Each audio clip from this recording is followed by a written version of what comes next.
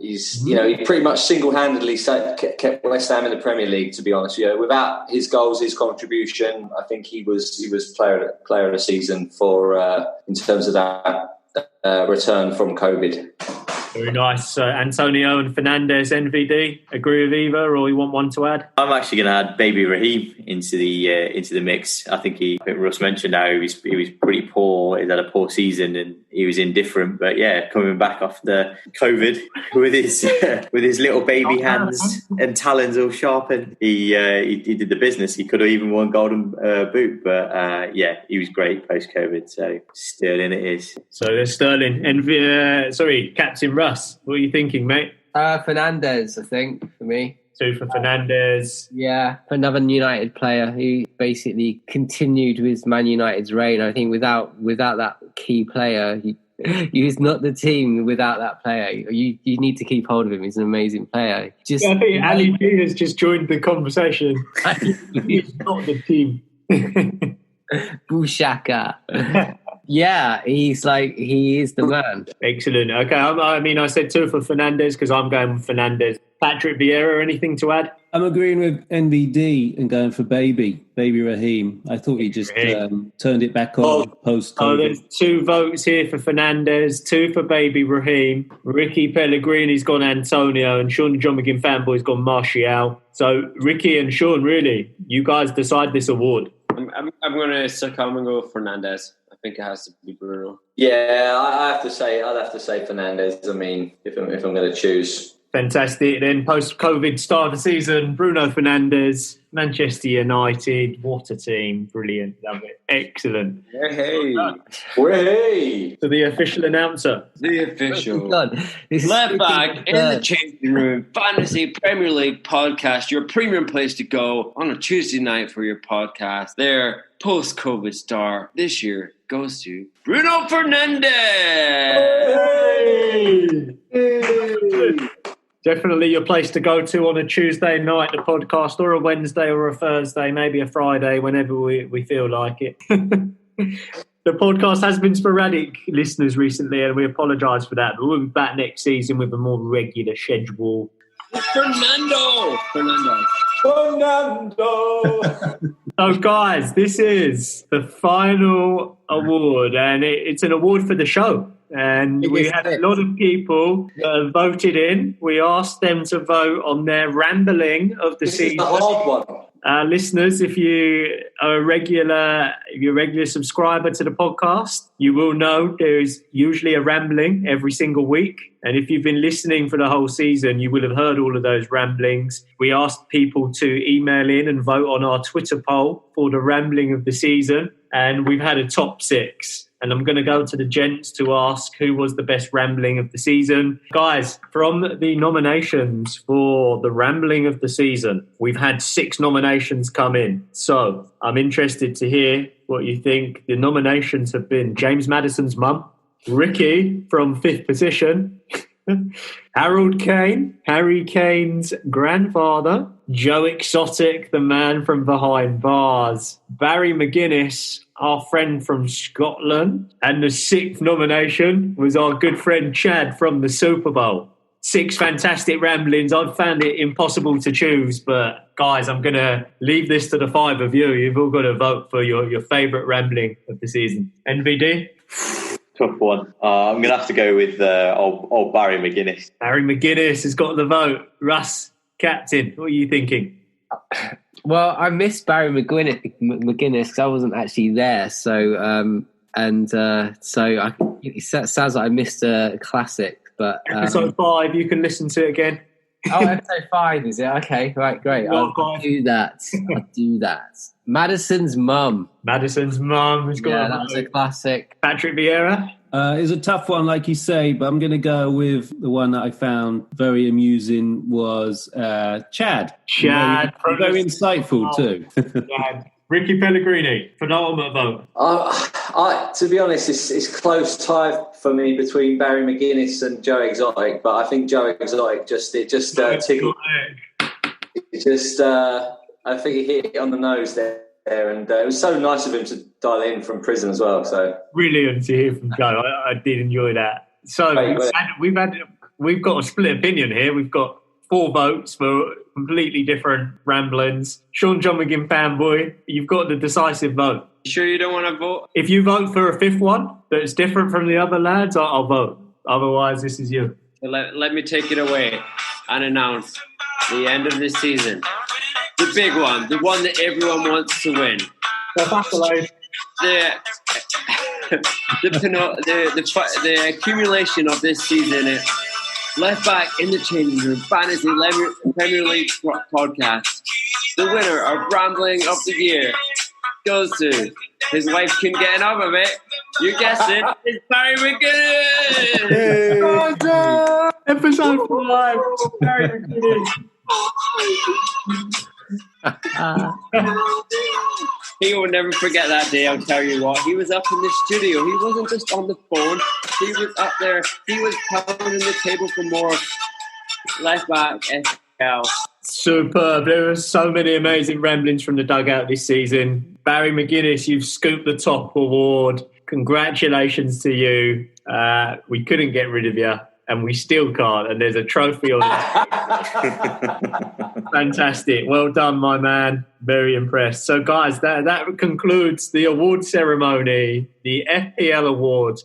On that note, gents, we move on to the very final part of the episode, new rules of the season. So, there's many rules about fantasy that frustrate us. And many ways that they could improve the game. And I think it is our divine right as players and podcast producers to let them know what they're doing wrong. They're doing so much right. Let's not get that wrong. But ways to enhance the game. They're doing nothing wrong, but we have enhancements. How would each of you guys enhance the Premier League FPL experience? Rikki, Pellegrini? I would say first grudge is the fact that the price rises as well, right? So I get that players should rise in price, but I think they should rise in price the next game week and not during the same game week. So you could get someone who go up by 0.1. If you haven't done it quick enough, then you're kind of stung. So I would just lock in the price until the next game week. So you mean like the price that they're at, you should get that when they transfer them? Yeah, so basically if a player's had a really good weekend, he goes up in value, right? But he might not go. He can rise. The more people get him in their teams, then he rises. I think the price rise shouldn't go up until the next game week, in my opinion. So it should just be locked in. So it should be the same for everybody. Yeah, exactly. Because otherwise you're basically just even ground. Yeah. Yeah, exactly. So everyone's on the same page until the transfer deadline, and then they can put the price rise up. I concur with that. I think that's a reasonable ask. I'll add it to the email. Patrick Vieira? What I don't like is that when I bring in a new transfer, that player usually then doesn't earn me any points. So I want them to try and sort that out. So, yeah, that is frustrating. I unfortunately, that's life. It doesn't always go as you think. Oh, right. I can't add that to the email. What I could add is a hindsight chip. So you could have one each season. We've called it before, and you could say, I didn't actually want to do that, and you could revert your two. It's like a copy-paste, but an undo. Do you want me to add that to the email? Yes, that'd be wonderful. Thank you. Excellent. That's it. Sean the John McGinn fanboy. Anything to add? For me, my biggest gripe is always with assists, okay? And I get it. Like, assists should be 3 points if it goes 4. I mean, yeah, it's important, but, it's not always the player that creates the play that gets the assist. Someone playing Mario Kart. So often than not, someone gets a stupid touch on it at the end, or it nicks off a defender, and the assist doesn't go to that actual player who actually done the good play.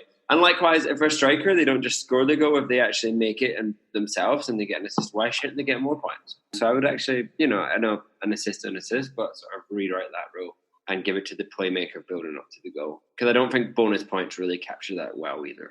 So you're saying if there's an assist, you should get the points for the assist? So I've seen it. Like, we played football ourselves. Like Rikki Pellegrini, he skins about 5 players, right? I didn't see that. To you, and you just tap it to Vieira, and Vieira, right?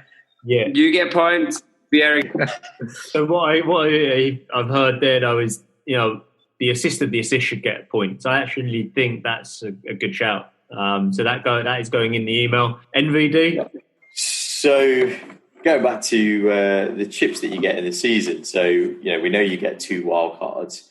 I get it that you probably should only really have 1 triple captain that you can play, but I think you should have 2 bench boost chips for like each half of the season.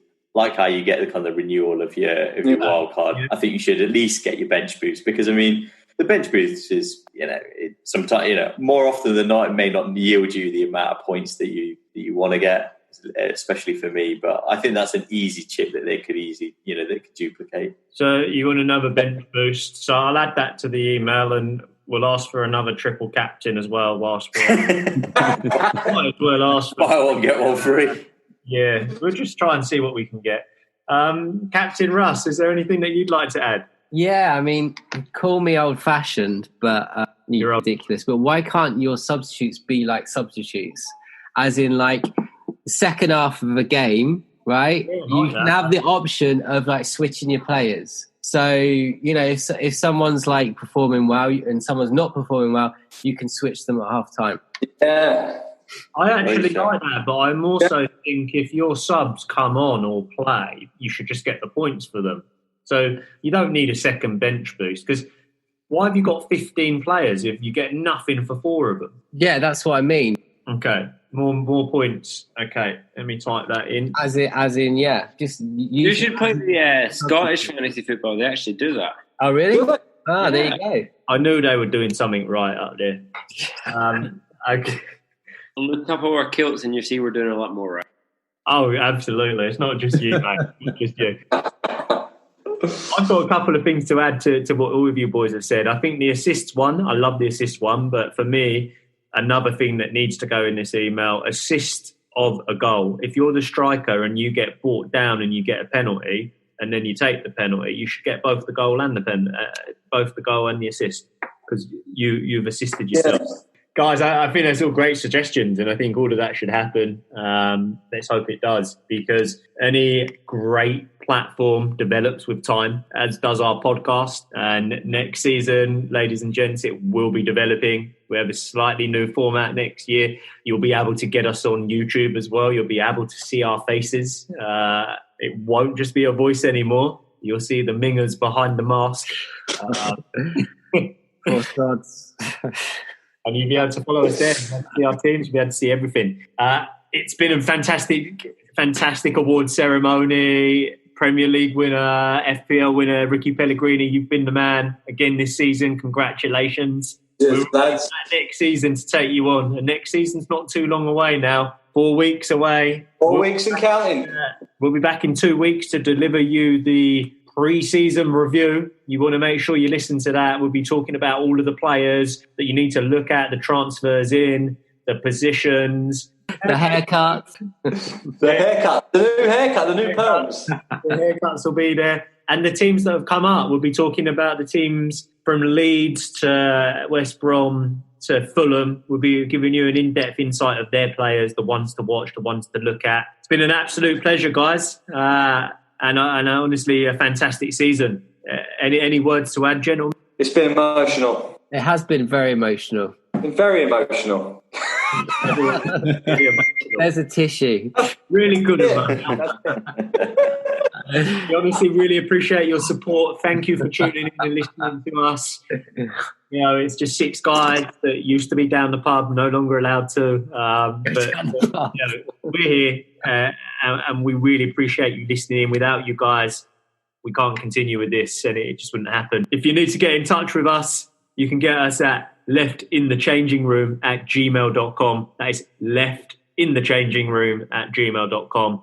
We're also on Twitter, Left Back FPL. We're on Reddit, Left Back FPL. You'll be able to find us. And thank you very much for listening. And we look forward to speaking to you in a couple of weeks for the pre-season of 2020-2021 FPL. Way.